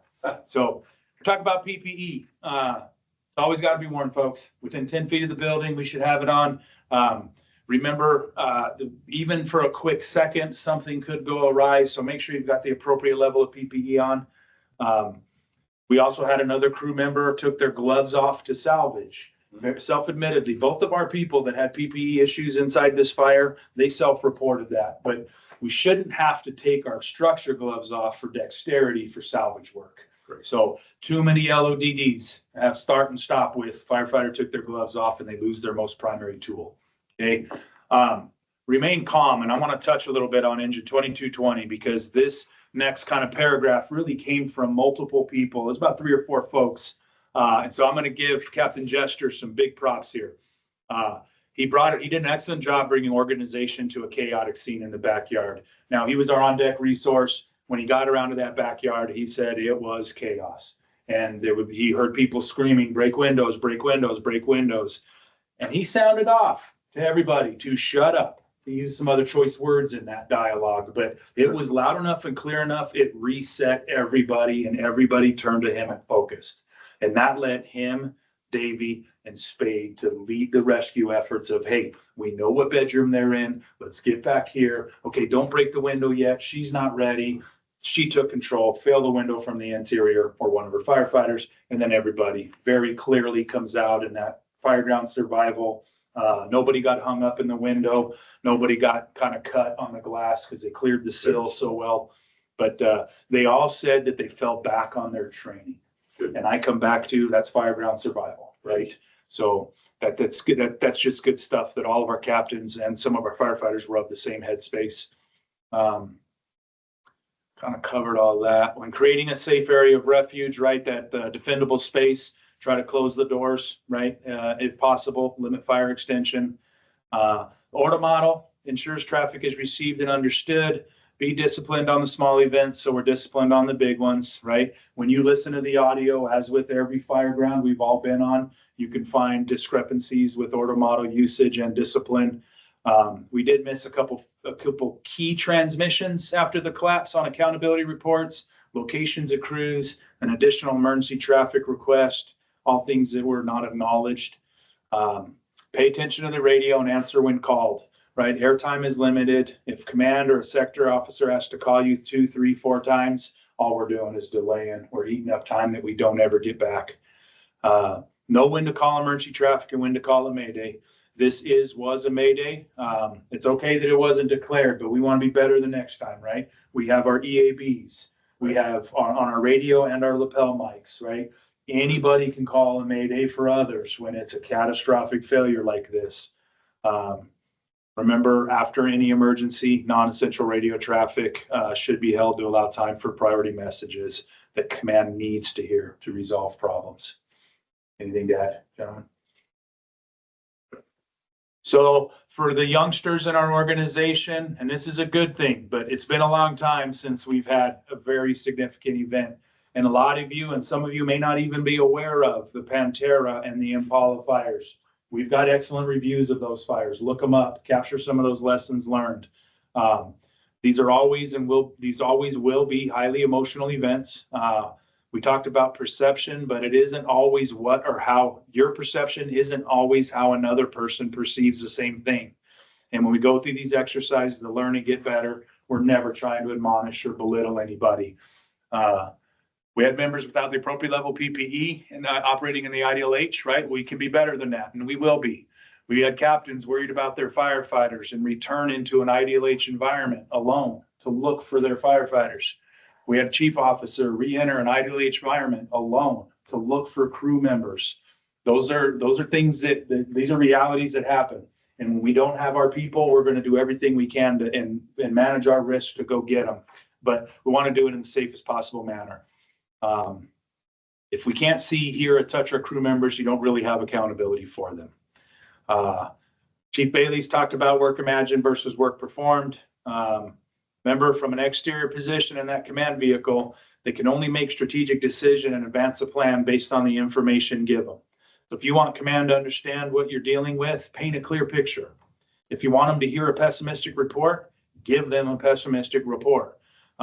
Make sure they understand what you mean. And if interior conditions are improving or deteriorating, relay that information to command, right? If you can't get your hose line in service due to deployment issues, relay that to command. Let them know you're going to have a delay.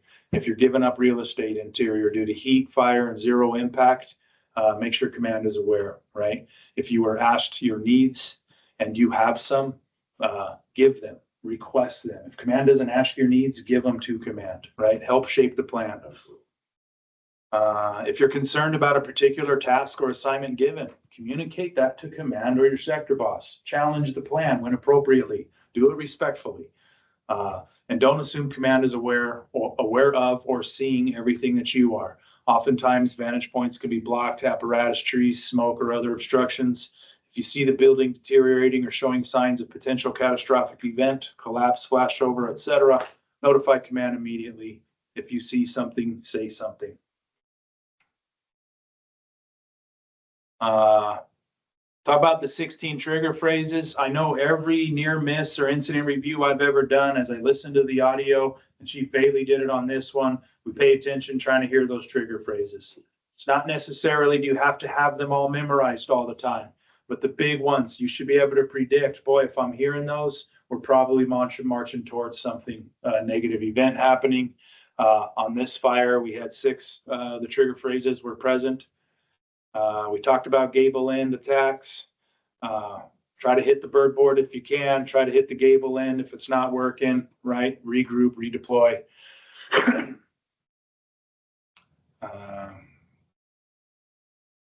Kind of covered that. Large complex incidents should be sectorized early, limit span of control and associated radio traffic. In order to limit the possibility for confusion on the fire ground, orders should be given to include task location and objectives. and acknowledge the wind, folks. Wind-driven fires can be extremely dangerous, numerous firefighter fatalities. Sustained wind and occasional gusts on this fire certainly contributed to the growth and intensity.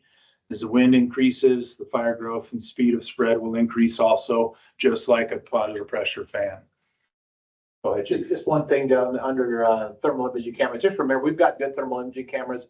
When we get inside the structure, we need to obviously check the overhead. We're looking for, I know we do the 7-sided scan here in this situation, and they've talked about sometimes they're not very effective on identifying a basement fire, but certainly we'll use whatever tools we have to try to do what we can. But when we go inside of a structure, certainly something like this where we have a large open space, some of the open floor plan like they have here, and we scan the attic space and it's completely bright, either white or showing it that it's well involved and heavily involved. That should give us some serious concerns. Certainly should be relayed to command. This obviously wasn't a smoldering attic fire. This was a well-involved attic fire. They talked about the forge and other things in here.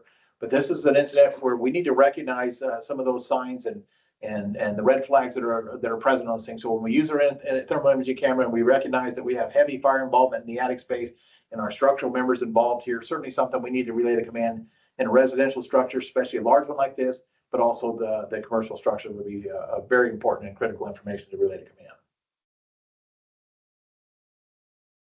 Covered Mayday, Chief. Yeah, sure. Just a reminder to us all here, we don't have a lot of Mayday incidents, but we understand that the Mayday declaration reminder, firefighters that find themselves lost, missing, disoriented, trapped, or injured must immediately use Mayday to announce their situation while they continue to attempt to find their way out. Notifications should occur as soon as the firefighter finds that he or she is in trouble. I can't emphasize that enough.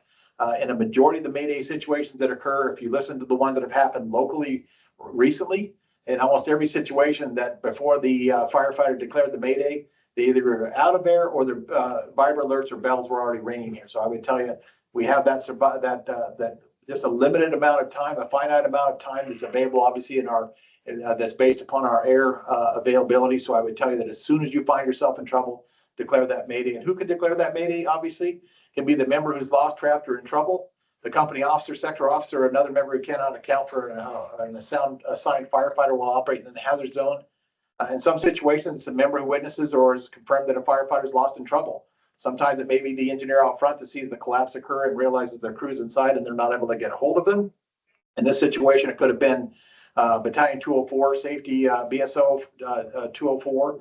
Any one of the crew members inside there when this collapse occurred and realized that they were separated from their normal means of egress could have declared the Mayday here.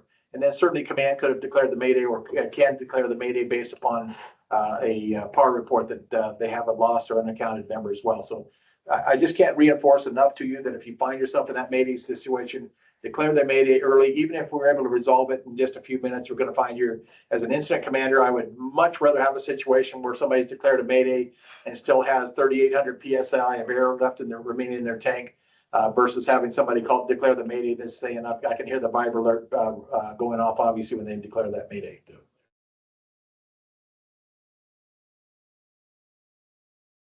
But I'll just narrate through this. There's a closing video that's attached to this, but just to reiterate, we want to thank everybody. Without your honesty and candor, we wouldn't be able to improve and get lessons learned like this out for everybody. So to Engine 5, Engine 8, 22, 220, 2220, Battalion 3, Battalion 4, thank you all very much. You definitely took care of each other on the day of this fire. After we get to review this, you help all of us get a little bit better. So sincerely from myself to you, thank you all and your willingness to participate. Thank you very much. Appreciate it.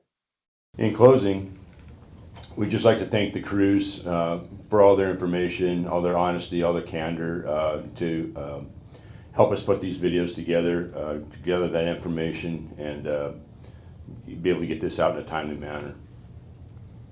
Yeah, thank you all very much. Can't say enough. Your dedication to this process and to helping us make us all a little bit better. We go through great lengths to do this in the best way we can. So thank you all very much. And I'll just close by saying thanks. This is it takes a lot of time and effort to go through these events and to be able to research and come up with the information we did today. We appreciate all the information that you provided for us. Obviously, this is not possible without your help, so thank you.